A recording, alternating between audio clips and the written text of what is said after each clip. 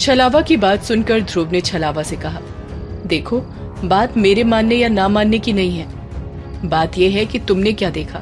क्या तुम्हें लगता है कि तुमने उस बंजारन को? इतना कहते हुए ध्रुव चुप हो गया और छलावा ने अपने माथे पर उभर आए पसीने की बूंद को पोंछते हुए कहा, मैंने पहले तो काले साए को देखा, उसका पीछा किया, लेकिन एक पल ऐसा भी आया जब मैं और वो काला साया दोनों आमने सामने थे और उस एक पल में उसने मुझे अपनी एक झलक दिखाई और कुछ अलग देखकर मेरे रोंगटे खड़े हो गए। मैंने देखा। उस काले साए के बारे में याद करते ही छलावा के माथे पर पसीने की बूंदें आ गई, जिसे पोंछते हुए उसने कहा, मैंने पहले तो काले साए को देखा, उसका पीछा किया, लेकिन एक पल ऐसा भी आया जब मैं और वो काला साया दोनों आमने सामने थे और उस एक पल में उसने मुझे अपनी एक झलक दिखाई और कुछ अलग देखकर मेरे रोंगटे खड़े हो गए। मैंने देखा। ये सब बोलते हुए छलावा अब भी बहुत डरा हुआ दिख रहा था। वो बोलते बोलते रुक गया तो ध्रुव ने उससे पूछा, साफ साफ बताओ छलावा, इस तरह पहेलियां बुझाओगे तो क्या समझ आएगा? छलावा ने अनन्या की तरफ अपनी नजरें जमाए हुए कहा, मैंने देखा कि जब वो साया मेरी तरफ पलटा और मेरे करीब आया तो देखते ही देखते वो किसी औरत में बदल गया। डर के मारे मेरे मुंह से आवाज निकलनी बंद हो गई थी। मेरी नजर उसके चेहरे तक जा पाती उससे पहले वो फिर से काले साए में बदल गई। लेकिन मैंने एक चीज देख ली कि उसने घाघरा पहन रखा था और उसके हाथों में मोटे मोटे कंगन थे। और तुम लोगों को शायद यकीन नहीं होगा, उसने जो घाघरा पहन रखा था वो। सब बड़े ध्यान से छलावा की बात सुन रहे थे। विकी ने तुरंत कहा, हाँ आगे बोलो छलावा, वो घाघरा क्या? छलावा ने अनन्या की तरफ देखा और बोला, वो घाघरा अनन्या के घाघरे जैसा ही था, इसलिए मैं पूछ रहा था कि अनन्या के पास ये घाघरा कहाँ से आया। छलावा की बात सुनकर ध्रुव, विकी, अनन्या सब चौंक गए और अनन्या ने चौंकते हुए पूछा, ये तुम क्या कह रहे हो छलावा, मेरे जैसा घाघरा? ये तो सजनी का है, मेरा है ही नहीं। ध्रुव ने छलावा को समझाते हुए कहा, देखो छलावा, हो सकता है कि ये तुम्हारा वहम हो। ध्रुव की इस बात पर छलावा ने नाराज नजरों से उसे देखते हुए कहा, मैंने तो पहले ही कहा था कि मैं तुम लोगों से जो भी बोलूंगा तुम लोग उसे मेरा वहम बोलकर मुझे ही समझाने की कोशिश करोगे। लेकिन तुम लोग इसे वहम कह सकते हो, मैं नहीं, क्योंकि मेरी तो आंखों के सामने गुजरा है वो सब। मैं उसे कैसे वहम मान लूं? वो सब उतना ही सच है जितना सच ये है कि तुम लोग इस वक्त मेरी आंखों के सामने हो। ध्रुव ने छलावा को शांत करते हुए कहा, अरे तू गलत समझ रहा है यार, मेरे कहने का ये मतलब नहीं है कि तूने जो आंखों से देखा वो गलत था। मैं मानता हूँ कि तूने दूर से देखा होगा, लेकिन मैं ये कह रहा हूँ कि ऐसा हुआ होगा कि रात का टाइम था। हो सकता है तूने किसी की परछाई देखी हो और तेरे दिमाग ने ये मान लिया हो कि वो काला साया है और वो भी किसी औरत की परछाई है जिसने घाघरा पहना है। क्योंकि देख, इन दिनों गांव में जिस तरह से बंजारन की हवा फैली हुई है, इससे होता ये है कि उसका सीधा असर हमारे दिमाग पर होता है और हमारा दिमाग हर जगह हमें वही दिखाने की कोशिश करता है। तो बस यही हुआ होगा, इसीलिए तुझे लगा होगा कि वो किसी औरत की परछाई थी। और अभी जब तूने अनन्या को इन कपड़ों में देखा तो तुझे वो चीजें फिर से याद आने लगी और तुझे लगा कि ये ऐसी ही सेम ड्रेस थी जैसा तूने देखा था। जबकि तू ही सोच, ये घाघरा तो अनन्या ने पहन रखा है और अनन्या यहाँ हमारे साथ थी। ध्रुव की इतनी ज्यादा लॉजिक वाली बातें छलावा के सर के ऊपर से जा रही थी।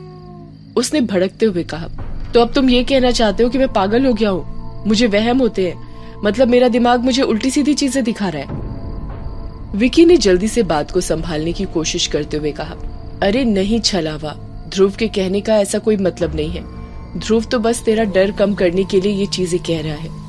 और वैसे भी तू तो जानता है, जब तक इंसान अपनी आंखों से कुछ नहीं देखता उसको यकीन नहीं होता उस चीज का। यही ध्रुव के साथ भी होता है, तो वो सिर्फ अपनी आंखों देखे मानता है। लेकिन मैं तेरी बात मानता हूँ कि तुझे इतनी बड़ी गलतफहमी नहीं हो सकती। और अगर ये सब सच है तो ये बहुत सीरियस मैटर है। तू ये बता, तूने गांव वालों को बताया इस बारे में?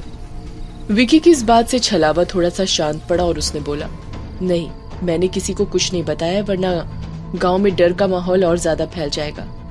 वैसे ही सब बहुत डरे हुए हैं, ऊपर से तुम लोग भागे हुए थे। अगर मैं किसी को भी बता देता तो गांव में हड़बड़ाहट फैल जाती और सब लोग जाग भी जाते। और उसके बाद सबको तुम लोगों के भागने की बात मालूम चल जाती। जुल्मी ने काफी डरी आवाज में पूछा, छलावा, ये जो तुम कह रहे हो सच कह रहे हो क्या? हमारा मतलब है उसके भूत को देखा। विकी जुल्मी की कांपती आवाज और डर से उसकी पतली हालत को देख हंसते हुए बोला, अरे मेरे जुल्मी, तू तो इतना बहादुर है, तू कब से उस बंजारन से डरने लगा? अरे तू तो उसके जैसे 4 को अकेले ही मिटा सकता है, क्यों? विकी की इस बात पर जुल्मी ने चिढ़ते हुए कहा, आप तो चुप ही रहिए, हमें आपसे और आप में से किसी से भी हमको कोई बात नहीं करना है। जंगल में जानवरों की आवाज ने ध्रुव का ध्यान अपनी तरफ खींचा। ध्रुव ने चारों तरफ देखते हुए कहा, दोस्तों, मुझे लगता है अब रात बस खत्म होने की कगार पर है। इससे पहले कि सुबह हो जाए और लोगों का जगना शुरू हो जाए और हमारे लौटने में प्रॉब्लम आए, इसके पहले हम घर चलते हैं। एक बार घर पहुंच जाए उसके बाद हम बैठकर बात करते हैं, और हमें पुजारी जी को निकालने के बारे में भी तो सोचना पड़ेगा। तो यहाँ इस तरह से समय खराब करने का कोई मतलब नहीं है, चलो। सबको ध्रुव की बात सही लगी। छलावा ने भी गंभीर आवाज में कहा, तुम सही कह रहे हो, इन सबसे ज्यादा जरूरी है तुम लोगों का पहले घर पहुंचना, वरना अगर बात बढ़ गई तो सजनी भी उसे संभाल नहीं पाएगी।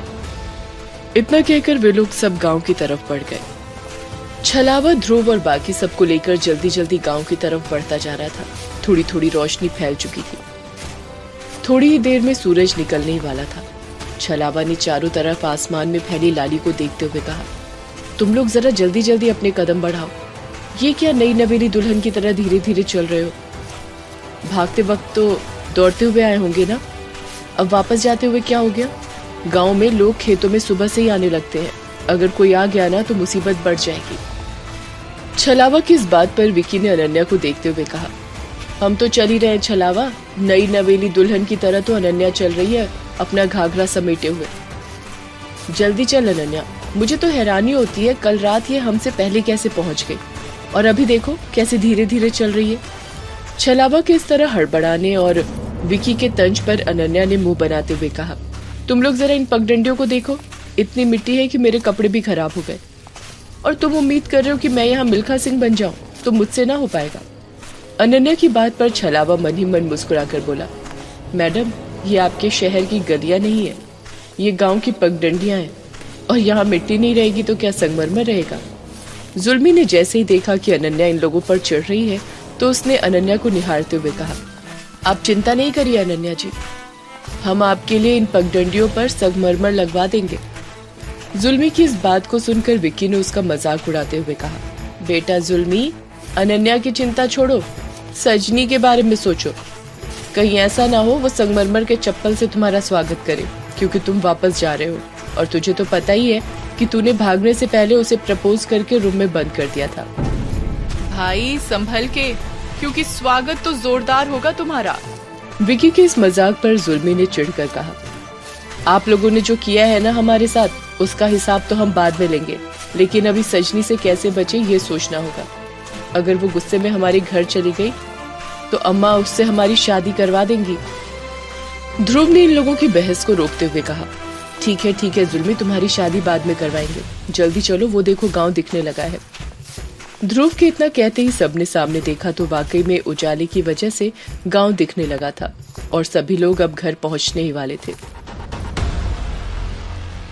इधर विक्की के घर पर रसोई में ही रात भर छलावा के इंतजार में बैठी बैठी सजनी झपकी ले रही थी। ऐसे ही बैठे बैठे कब सुबह हो गई उसे पता ही नहीं चला।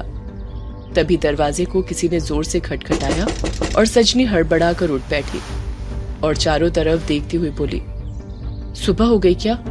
लगता है छलावा भैया उन शहरी लोगों को ढूंढ लाए हैं, लेकिन ये दरवाजे से क्यों ला रहे हैं? अगर मनवा भैया को पता चल गया तो?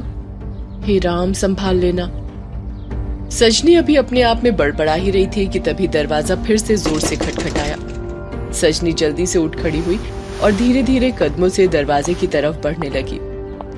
सजनी के हाथ कांप रहे थे दरवाजा खुलने में। उसने जैसे ही दरवाजा खोला, उसने देखा सामने उसका भाई मनवा खड़ा था। उसने अपने भाई को जैसे ही देखा, उसकी घबराहट और बढ़ गई, क्योंकि छलावा और बाकी लोग कोई भी नहीं दिखाई दे रहे थे। और उसने जबरदस्ती मुस्कुराते हुए हड़बड़ाहट में कहा, भैया तुम क्यों सुबह सुबह दरवाजा खटखटा रहे हो? क्या बात है, सब ठीक तो है ना?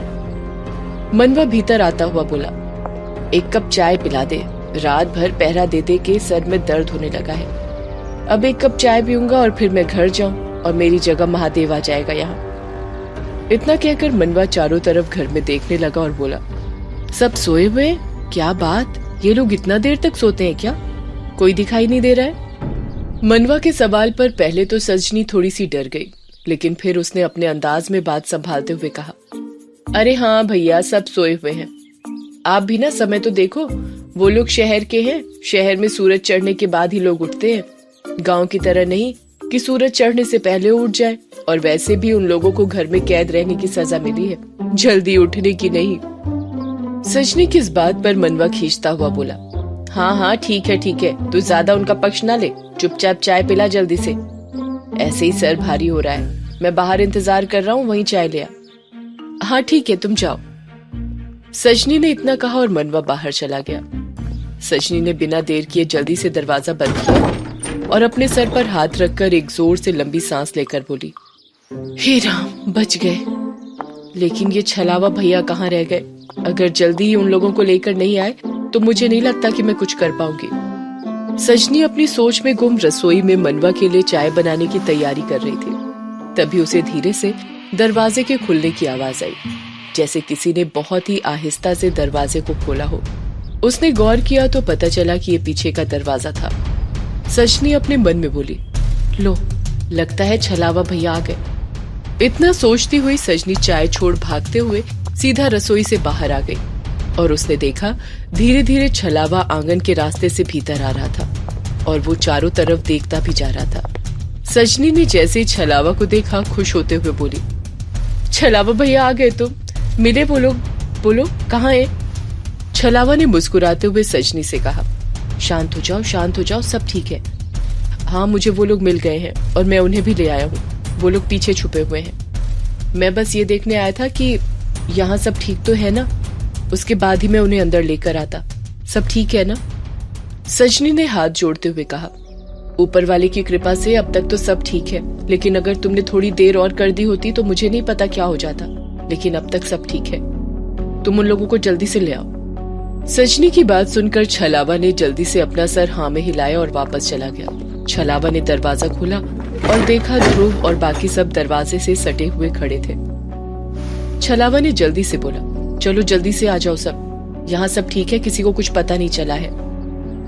छलावा की इस बात से सबकी जान में जान आई और ध्रुव ने सबको आने का इशारा किया और धीरे धीरे कदम बढ़ाता हुआ भीतर आने ही लगा कि तभी सजनी के जोर से बोलने की आवाज सुनाई दी। सजनी इस तरह जोर जोर से बोल रही थी जैसे वो किसी को जानबूझकर सुनाना चाहती हो। सजनी ने बोला, अरे छोटे मालिक, आप इस वक्त यहाँ? नमस्ते। छोटे मालिक यानी कि सुमेर का नाम सुनते ही ध्रुव और बाकी सबके पैर जहाँ थे वहीं जमे रह गए और छलावा के चेहरे का रंग उड़ गया। सबके होश लगभग उड़ ही गए थे कि अब क्या करें। किसी को समझ नहीं आ रहा था कि कैसे भीतर जाएं। विकी ने चिढ़ते हुए कहा, अरे यार, अब ये सुमेर कहाँ से आ गया? बस 2 मिनट की तो बात थी, 2 मिनट बाद आता तो मैं खुद इसके सामने जाकर खड़ा हो जाता। और वैसे ये इतनी सुबह सुबह यहाँ क्या कर रहा है? विकी को इस तरह चिढ़ता देख ध्रुव उसे चुप रहने का इशारा करते हुए धीरे से बोला, चुप हो जा भाई, अगर उसने हमारी आवाज सुन ली तो प्रॉब्लम हो जाएगी। वो हमें ही देखने आया होगा। अब ये सोचो कि अंदर कैसे जाएं, क्योंकि ये दरवाजा बंद है और जैसे ही हम दरवाजा खोलेंगे सुमेर हमें देख लेगा।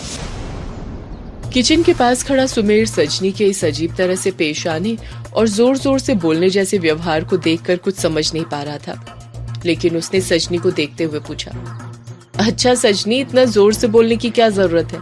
मैं बहरा नहीं हूँ, वैसे यहाँ सब ठीक है ना? सजनी ने जल्दी जल्दी हाँ में अपना सिर हिलाते हुए कहा, हाँ मालिक, यहाँ भी सब ठीक है। हमारे रहते कोई गड़बड़ हो सकती है क्या? अच्छा। इतना कहकर सुमेर भीतर आने ही लगा कि सजनी जल्दी से उसके सामने खड़ी होकर बोली, मालिक, आप इतनी सुबह सुबह यहाँ, सब ठीक तो है ना?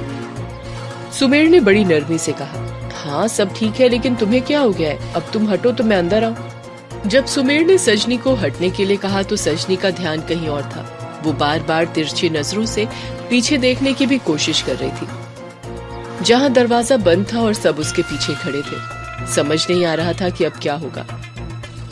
सुमेर ने दोबारा थोड़ा सख्ती से कहा, सजनी सामने से हटो। इस बार सजनी की इतनी हिम्मत नहीं हुई कि वो सुमेर के सामने खड़ी रह पाए। वो हाथ जोड़ती हुई साइड में खड़ी हो गई और सुमेर सीधा भीतर आ गया। और भीतर आते ही उसने चारों तरफ घर में नजर दौड़ाते हुए कहा, क्या बात है, सब लोग सो रहे हैं? बहुत शांति लग रही है घर में। ध्रुव तो सुबह उठकर बाहर कसरत करता है, आज देख नहीं रहा कहाँ है। सुमेर के इस सवाल पर सजनी को समझ नहीं आ रहा था वो क्या बोले, इसलिए उसने कहा, जी मालिक, सब रात में देर से सोए थे, बातचीत कर रहे थे, तो हो सकता है इसलिए सोए होंगे, मैं उन्हें उठाकर लाती हूँ। इतना कहकर सजनी जैसे ही विक्की और ध्रुव के कमरे की तरफ जाने लगी, सुमेर ने उसे रोकते हुए कहा, तुम रुको, मैं खुद देखता हूँ। इतना कहकर सुमेर खुद ध्रुव और विक्की के कमरे की तरफ बढ़ने लगा। आगे की कहानी जानने के लिए देखिए अगला एपिसोड सिर्फ पॉकेट FM के YouTube चैनल पर, और वशीकरण के सारे एपिसोड्स को सुनने के लिए डिस्क्रिप्शन में दी लिंक से डाउनलोड करें पॉकेट FM ऐप।